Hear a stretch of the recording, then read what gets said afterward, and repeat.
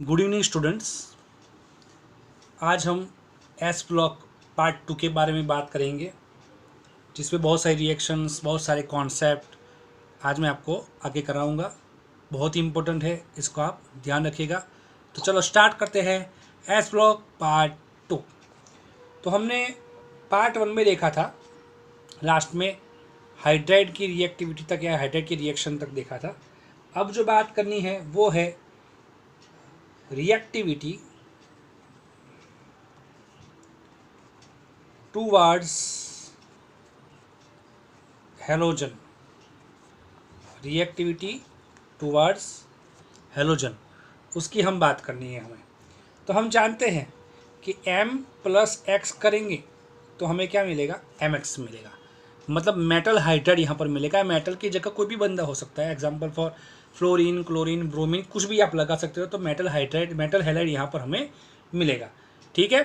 अब आगे की मैं बात करूँ तो यहाँ पर आपको ये एक चीज़ बहुत ही ध्यान रखनी है यहाँ पर, कि यहाँ पर एक बंदा ऐसा है, कौन, तो लिख देता हूँ यहाँ पर, आपको ध्यान रखना है। लिथियम हैलाइड जो होता है, lithium halide, all lithium halide मतलब FCl, Bri सब lithium halide are covalent in nature. ये आप एमसीक्यू में और ध्यान रखिएगा, कोवैलेंट इन नेचर। और इसमें भी सबसे ज़्यादा कोवैलेंट कौन सा है पता है आपको? Li is most covalent. ये आप ध्यान रखिएगा, सबसे ज़्यादा कोवैलेंट कौन है? Li is most covalent. तो ये एक एमसीक्यू हो गया आपका, बहुत important MCQ reactive towards halogen में, कि लिथियम हैलाइड, सब लिथियम हैलाइड तो कोवैलेंट भाई, लेकिन उसमें भी सबसे ज़्यादा कौन है? तो lithium iodide is a most covalent nature, मतलब मोस्ट कोवैलेंट इन नेचर, जो आपको ध्यान रखना होता है।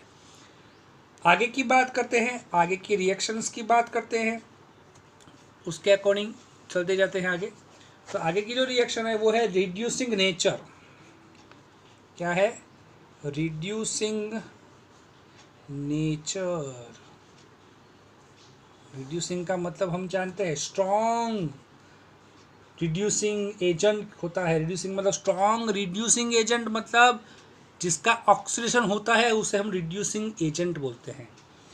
स्ट्रॉन्ग रिड्यूसिंग एजेंट होते हैं, strong reducing agent means oxidation, means oxidation. बराबर। सबसे ज़्यादा किसमें होता है पता है आपको? स्ट्रॉन्गेस्ट रिड्यूसिंग एजेंट कौन से हैं? लिथियम और sodium is a strong reducing agent. ये बहुत अच्छे रिड्यूसिंग एजेंट होते हैं, जो आपको ध्यान रखने होते हैं। तो ये आप भूलिएगा मत, क्योंकि ये बहुत ही इम्पोर्टेंट है। ये चीज़ जो है वो सबसे ज़्यादा इम्पोर्टेंट चीज़ों में से एक है, जो आपको कभी नहीं भूलनी है, जो आपको कभी नहीं भूलनी है। अब आपको ध्यान ये रखना है इसमें, कि इसमें भी कोई भी मेटल, सपोज हम लेते हैं सॉलिड, कोई भी मेटल सॉलिड है मेरे पास, तो उसको हम मेटल सॉलिड में से अगर मुझे उसको मेटल गैस में कन्वर्ट करना है, तो उस प्रोसेस को हम क्या बोलते हैं पता है आपको? इसको हम बोलते हैं सब्लिमेशन। इसको बोलते हैं हम सब्लिमेशन बोलते हैं। हम जानते हैं जैसे कपूर है हमारा, फिर हमारा नेपथेन बॉल्स है, सॉलिड आयोडीन है, they are converted into gases without liquid phase, so it is known as a sublimation. It is known as a sublimation. और दूसरा, सपोज मेटल कोई गैस है हमारा, उसमें से एक इलेक्ट्रॉन हमने रिमूव कर दिया, याद रखना ये गैसेस में से रिमूव करना है, बराबर। गैसेस में से एक इलेक्ट्रॉन रिमूव कर दिया तो वो मेटल आयन मिलेगा हमें, आयन से मिलेगा पॉजिटिव आयन। तो इस प्रोसेस को हम बोलते हैं, हमें जानते हैं इसको क्या बोलते हैं? आयोनाइजेशन एंथैल्पी बोलते हैं। इसे हम क्या बोलते हैं? आयोनाइजेशन एंथैल्पी के नाम से जानते हैं। तो ये आपको ध्यान रखना है। आगे की बात करते हैं,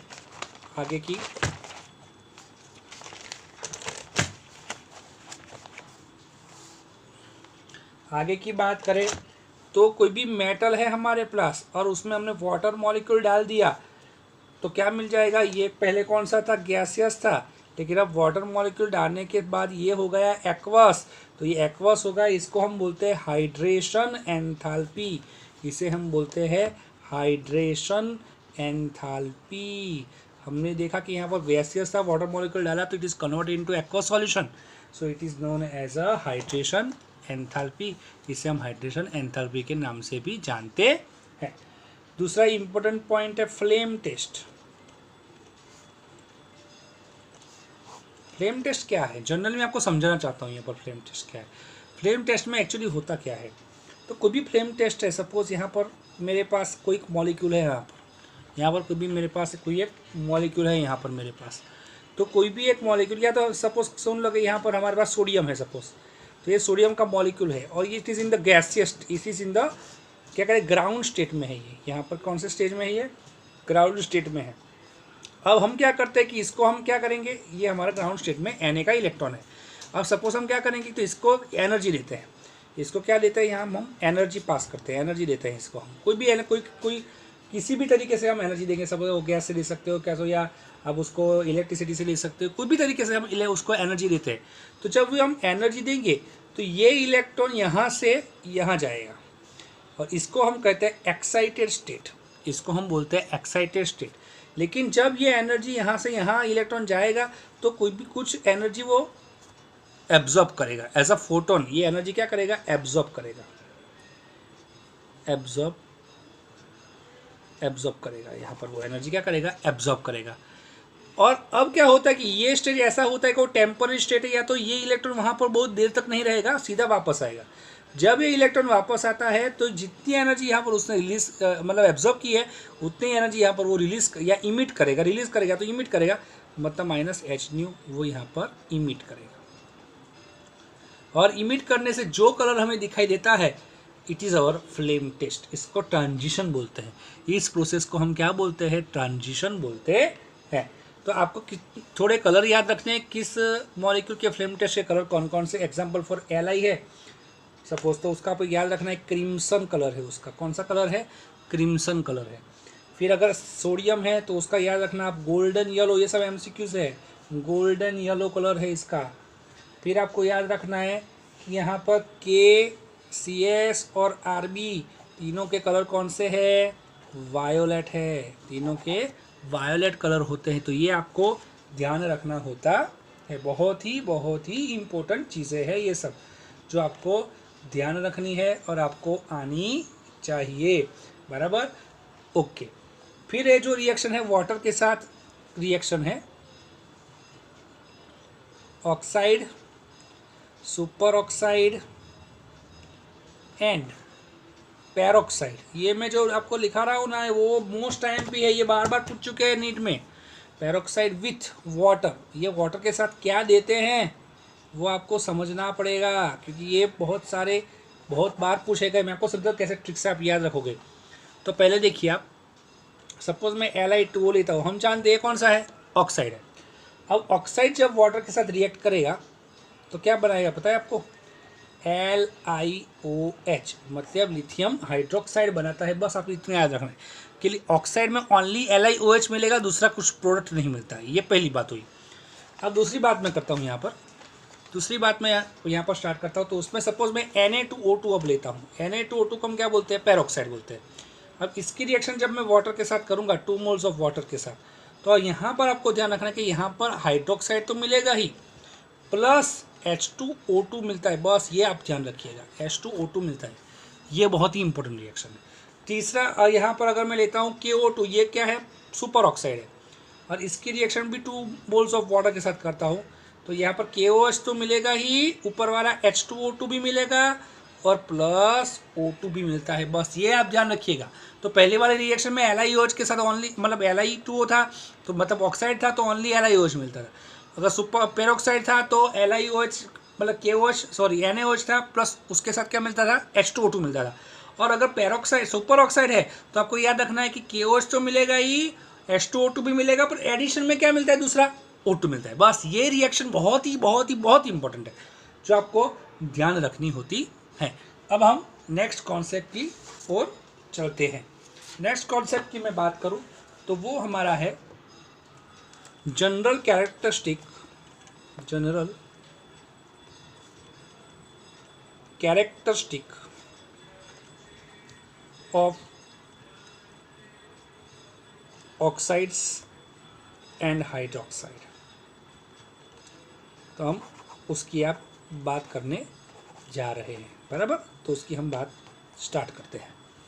general characteristic of oxide and hydroxide. तो हम बात करेंगे। तो अभी मैंने समझाया आपको कि ऑक्साइड क्या है, वो तो मैंने समझाया था आपको कि Li2O जो है वो क्या होता है। Li2O है, दूसरा ये भी हो सकता है, कौन सा हो सकता है, तो Li2O जो है वो क्या है, ऑक्साइड। Li2O2 क्या है, ये पैरोक्साइड है। दूसरी क्या है, NaO2 है, वो क्या है, सुपर ऑक्साइड है। लेकिन अगर NaO2 बोल दे आपको तो ये क्या हो जाएगा, NaO2 क्या है यहाँ पर हो जाएगा, सॉरी Na2 तो हो गया, Na2O2 हो जाएगा, तो वो क्या हो जाएगा, पैरोक्साइड हो जाएगा। तो ये चीज़ें आपको ध्यान रखनी है, किसको ऑक्साइड बोलते हैं, किसको सुपर ऑक्साइड बोलते हैं और किसको पैरोक्साइड बोलते हैं, बराबर। अब आगे की मैं बात करूँ तो यहाँ पर आपको ये ध्यान रखना है कि the increasing stability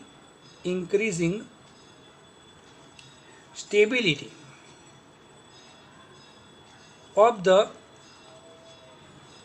peroxide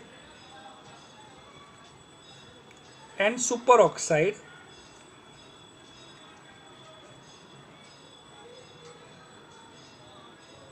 size of the metal ion increase. Size of the metal ion increases. कि यहाँ पर जब स्टेबिलिटी जब पैरोक्साइड और सुपर ऑक्साइड की इंक्रीज होगी तो आप याद रखेंगे मेटल आयन की साइज भी इंक्रीज होगी। बहुत ही इंपॉर्टेंट चीज़ है यहाँ पर। अब बहुत ही इंपॉर्टेंट रिएक्शन जो ऊपर वाली है उसी अकॉर्डिंग दूसरी रिएक्शन मैं आपको बताने जा रहा हूँ। Very very very important. Example लेते हैं, M2O है हमारे पास। अब M2O क्या है, ऑक्साइड है। M2O ऑक्साइड है, H2O के साथ रिएक्शन की थी हमने, मैंने अभी आपको बताया था वही रिएक्शन है, लेकिन यहाँ पर मैं थोड़ा अलग करके बताता हूँ। 2M plus into 2OH minus, मतलब क्या मिलेगा, ओनली MOH मिलेगा। लेकिन अगर M2O2 है, अब आपको पता है M2O2 क्या है, पैरोक्साइड है। तो भी मैंने ऊपर बताया था पैरोक्साइड होगा तो क्या होगा, 2M प्लस तो मिलेगा, 2OH माइनस भी मिलेगा, और दूसरा क्या मिलेगा, H2O2 मिलेगा। दूसरा क्या मिलेगा, H2O2 मिलेगा। और तीसरा अगर MO2 है, 2 मोल्स ऑफ MO2 है प्लस 2 मोल्स ऑफ वाटर है हमारे पास, तो हमें क्या मिलेगा, 2M प्लस तो मिलेगा, 2OH माइनस भी मिलेगा, प्लस H2O2 और दूसरी क्या मिलेगा, O2 मिलेगा। तो ये बहुत ही इंपॉर्टेंट रिएक्शन है, ये बहुत ही इंपॉर्टेंट रिएक्शन है, वो आपको ध्यान रखनी होती है। क्लियर है बच्चों, ठीक है। तो आपको ये चीज़ें ध्यान रखनी। दूसरी चीज़ आप याद रखेंगे कि oxide and peroxide are colourless when pure. जब ऑक्साइड एंड पेरोक्साइड कलरलेस होते हैं, जब वो प्योर होते हैं तब वो कलरलेस होते हैं। But the super oxide are yellow और orange in colour. Superoxide जो होते हैं वो येलो और ऑरेंज इन कलर में होते हैं। और तीसरी बहुत ही इंपॉर्टेंट बात कि super oxide are also paramagnetic. ये एमसीक्यू हो गया आपका। सुपर ऑक्साइड कैसे होते हैं, सुपर ऑक्साइड कैसे होते हैं, पैरामैग्नेटिक। याद रखिएगा ये चीज़ें, सुपर ऑक्साइड हमेशा पैरामैग्नेटिक होते हैं, ये चीज़ आपको नहीं भूलनी है। अब आगे का कॉन्सेप्ट की बात करते हैं। वो है हैलाइड्स। वो है हैलाइड्स। तो हम जानते हैं कि हैलाइड का मतलब होता है MX। MX का मतलब वो हैलाइड, वो सपोज फ्लोरो हो सकता है, मेटल फ्लोराइड हो सकता है, मेटल क्लोराइड हो सकता है, मेटल ब्रोमाइड हो सकता है, मेटल आयोडाइड हो सकता है। ये आपको ध्यान रखना होता है। लेकिन ये जो कंपाउंड होते हैं वो हाई मेल्टिंग पॉइंट उसके होते हैं। इसके जो मेल्टिंग पॉइंट होते हैं ये हाई मेल्टिंग होते हैं। ये आपको याद रखना है एक चीज़, ये हाई मेल्टिंग होते हैं। दूसरी चीज़ ये है, यहाँ पर याद रखिएगा जो आपको मैं अभी बताने चाह रहा हूँ कि all the halides have high negative बहुत इंपॉर्टेंट पॉइंट है बच्चों, नेगेटिव एंथैल्पीज ऑफ फॉर्मेशन। ये सब negative enthalpy of formation value रखते हैं delta F H minus I N, बराबर। इसको बोलते हैं negative, high negative enthalpy of formation. और यहाँ पर फ्लोराइड बिकम मोर, याद रखिएगा ये fluoride become less negative as we go down the group, as we go down the group, fluoride become less negative as we go down the group, बराबर। तो less negative होता है जैसे जैसे आगे बढ़ते जाएंगे उसकी बढ़ती जाएगी, तो ये लेस नेगेटिव होता है। एग्जाम पूछ रहा है कि कौन जो है, कौन किसकी डेल्टा फॉर्मेशन एंथैल्पी सबसे कम होती है, तो वो है फ्लोराइड्स। तो ये आपको ध्यान रखना होता है। तीसरी बहुत ही इंपॉर्टेंट एमसीक्यूज की बात कर लेता हूं मैं आपसे। बॉइलिंग पॉइंट ऑर्डर आपको पूछा जाए, बॉइलिंग पॉइंट ऑर्डर, तो ये कौन क्या होगा, F C L B R and I. ये आप याद रखिएगा, बॉइलिंग पॉइंट ऑर्डर है, इसको भूलिएगा मत कभी भी, बराबर। ये आपको ध्यान रखना है, ठीक है। अब जो मैं कॉन्सेप्ट लेने जा रहा हूँ वो बहुत ही इंपॉर्टेंट कॉन्सेप्ट है, जिसका नाम है salts of oxo acids, salts of oxo acids. तो हम पहले तो ये ऑक्सो एसिड क्या है वो समझ लेते हैं। तो आप जरा डेफिनेशन देख लीजिए। Oxo acids are those in which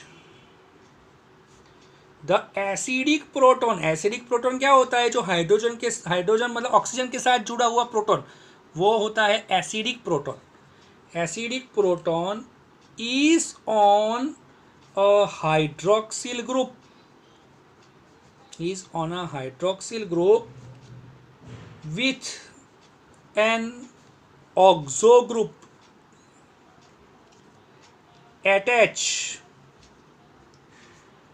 to the same atom.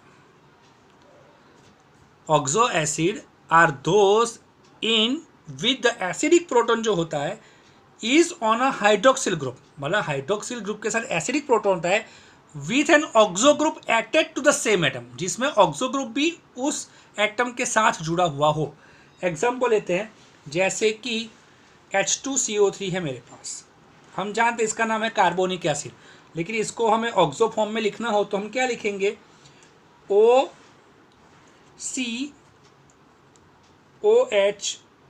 Twice. देखिए OCOH ट्वाइस, तो ये क्या है, OC मतलब एक कार्बन हो गया, O2H2 मतलब दो कार्बन हो गए, दो हाइड्रोजन हो गए और तीन ऑक्सीजन और एक कार्बन हो।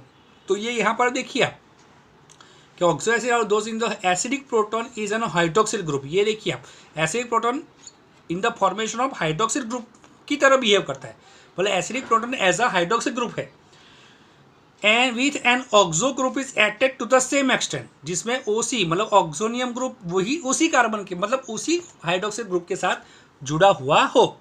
दूसरा एग्जांपल लेते हैं, H2SO4 सल्फ्यूरिक एसिड, तो इसको कैसे लिखेंगे, तो इसको भी लिखेंगे O2SOH ट्वाइस। तो यहाँ पर आप देखिए, यहाँ पर भी इस तरीके से लिखा हुआ है, तो यहाँ पर भी ये ग्रुप ऑक्सोनियम के साथ ही जुड़ा हुआ है, तो इसको हम क्या बोलते हैं, ऑक्सो एसिड्स बोलते हैं। तो ये आपको ध्यान रखना होता है। दूसरी बात है कि इलेक्ट्रोपॉजिटिव कैरेक्टर जैसे इंक्रीज होगा, इलेक्ट्रोपॉजिटिव कैरेक्टर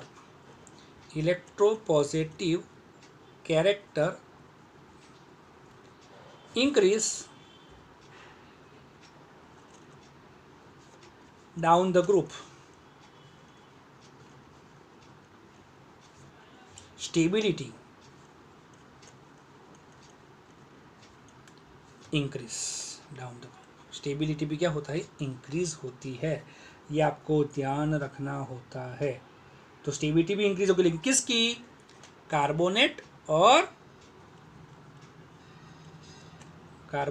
दूसरा कौन सा होता है, हाइड्रोजन कार्बोनेट, इनकी इंक्रीज होती है, आपको ध्यान रखना है। बराबर। तो ये कॉन्सेप्ट था आज का, सॉल्ट्स और ऑक्सीडेशन था। ठीक है, अब आगे की जो बात है हम तीसरे वीडियो में करेंगे। तब तक आप इसको बराबर पढ़िए, अपने आप सोचिए, ना समझ में आता तो कमेंट बॉक्स में कमेंट कीजिए, वीडियो पूरा देखिए, पसंद आता है तो उसको सब्सक्राइब करें, शेयर करें और लाइक करें। तब तक के लिए आगे हम नया वीडियो में बनाता रहूँगा आपके लिए और आपको यहाँ पर समझाता रहूँगा। Thank you for watching, good night, best of luck, बहुत ही अच्छे से करिए और मेरा वीडियो देखते रहिए। Thank you, good night, good night, good night.